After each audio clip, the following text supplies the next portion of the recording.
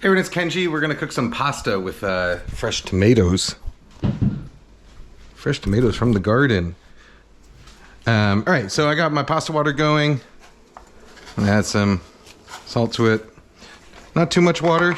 I think you've heard me say this a million times, but not too much water. Just enough to cook the pasta without it sticking, and you want a little bit less water so that we get it nice and starchy so that our pasta sauce emulsifies later. All right, so I got a couple types of tomatoes here. Oh, actually, let me get my pasta in there. This is a full pound. I probably don't need a full pound because there's, let's see. Let's go with about, I don't know, 300 grams, something like that. I apologize. Someone's vacuuming upstairs, so you might hear some noise. All right, so that pasta is going to cook in about 7 minutes, which means that's the time that we get to cook our sauce. So that's on. Let me get some olive oil in there. Extra virgin. Okay, so I got a couple types of tomatoes here. These are Romas and cherry tomatoes. I like using two types of tomatoes. That's my motto. It doesn't seem to matter what tomatoes you use, but today's tomatoes are better than tomorrow's tomatoes or something. I don't know. That's my tomato motto. No, I'm using two different types of tomatoes just because that's what I had and that's what's fresh from the garden. If I was only going to pick one type of tomato to use, actually either cherry tomatoes or these Roma type tomatoes are actually very good for making sauce like this because both of them are quite high in pectin. You know, so the Roma tomatoes are what are called paste type tomatoes and what sauce is generally made of, as opposed to something like, you know, beefsteak tomato, which is better for salads or for sandwiches because they don't thicken up quite as nicely in a sauce.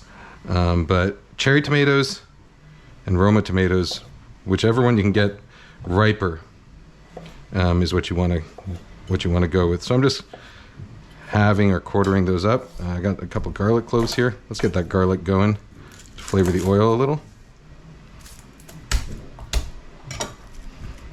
Just a little smash.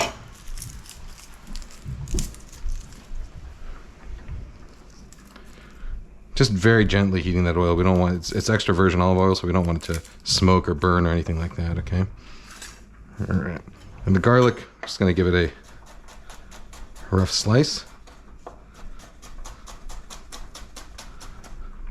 People sometimes ask me if you need to remove that green germ in the center of garlic. I've seen two different sources I completely trust.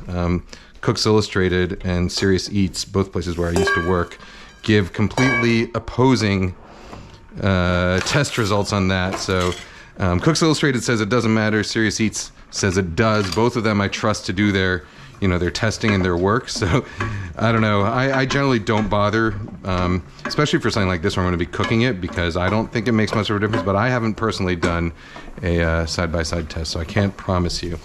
Some people say it makes your stuff turn bitter. So something like where I was making like a pure aioli, for example, which is, just garlic and oil emulsified, or if I was making a sauce like toum, I might take that germ, that green part out of the garlic, something that's super garlic forward.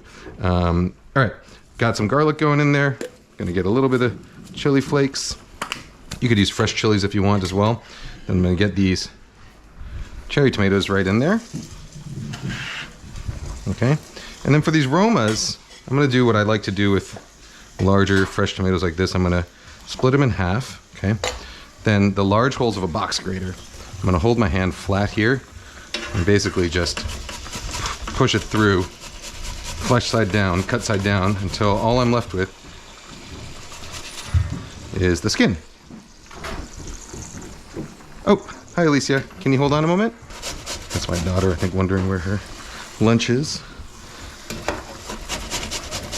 This technique I find is the easiest way to get the, the flesh without the skin, which is the part that has a not great texture in the finished sauce.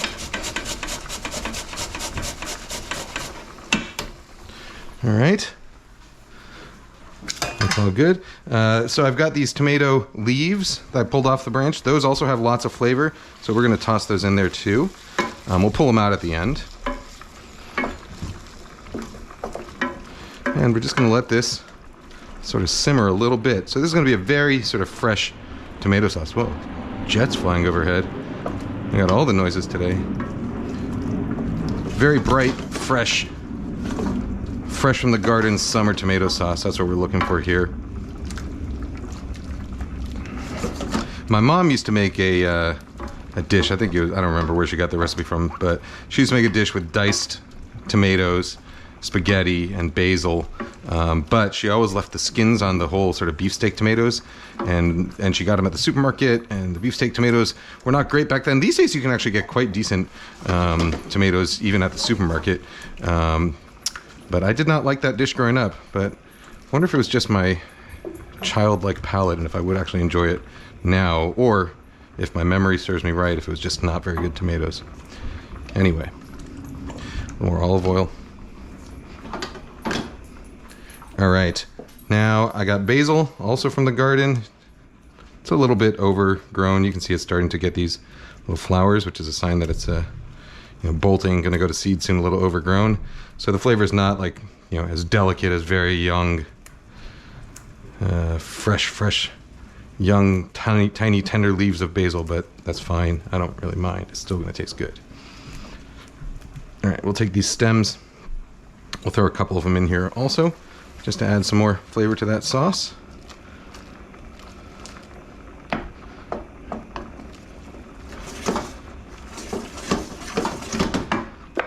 little bit of salt, a little bit of pepper.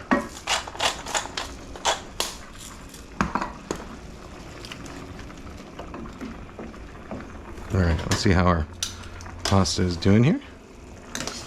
What we want is something, we're aiming for something just shy of al dente. So, it's a little chalky in the center. I'm going to cook it just until that chalkiness virtually disappears, and then we'll finish it off in the sauce. So you can see how nice and thick this is getting. That's the pectin. Sort of carbohydrate glue that holds vegetable cells together. That's the pectin in these tomatoes that's going to thicken up that sauce. It's the same thing that thickens up like a jam. So fruits that are high in pectin tend to make thicker jams, and fruits that are lower in pectin, you have to add pectin separately to get the jam to thicken up properly.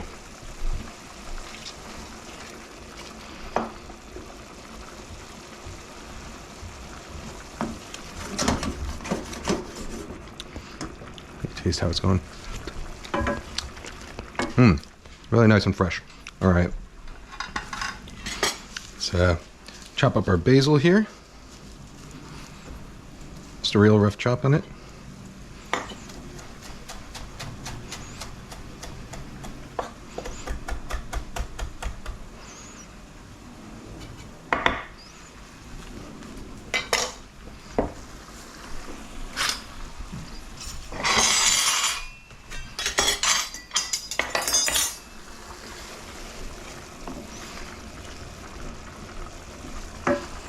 One last try for that pasta.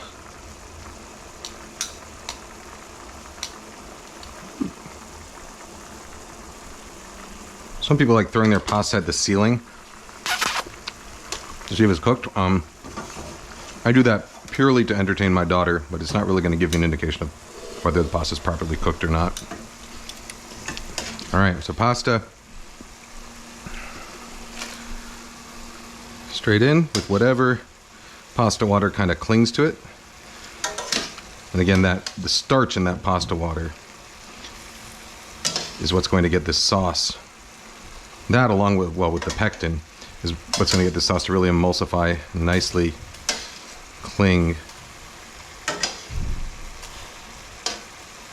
Okay.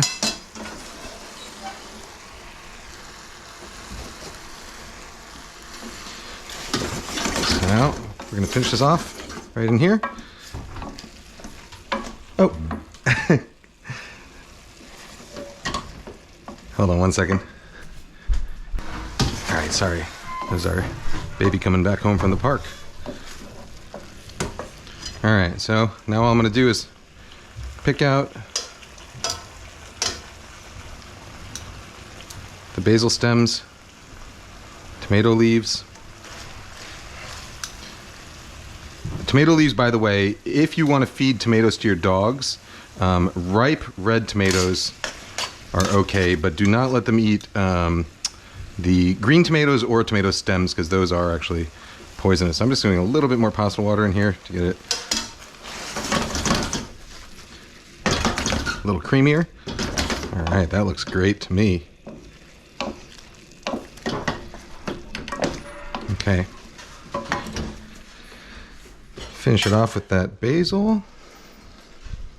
And off heat now. Parmesan.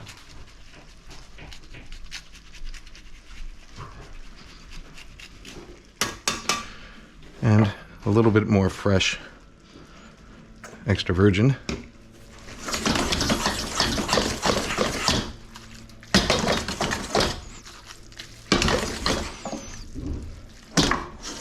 Do one little, couple more dashes of pasta water.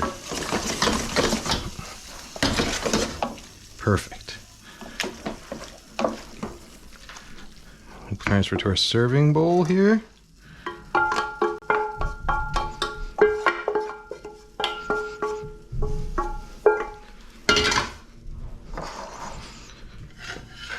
That last little bit of basil.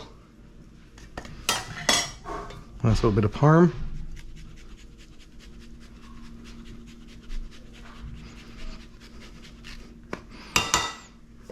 And a last little bit of extra virgin. And there we go. Pasta with cherry tomatoes. Oh, fresh tomatoes. Cherry tomatoes, Roma tomatoes, basil, a little bit of garlic, olive oil, Parmesan. Doesn't get too much better than that, or too much simpler even. Let's try a bite, and then I will call my family for lunch.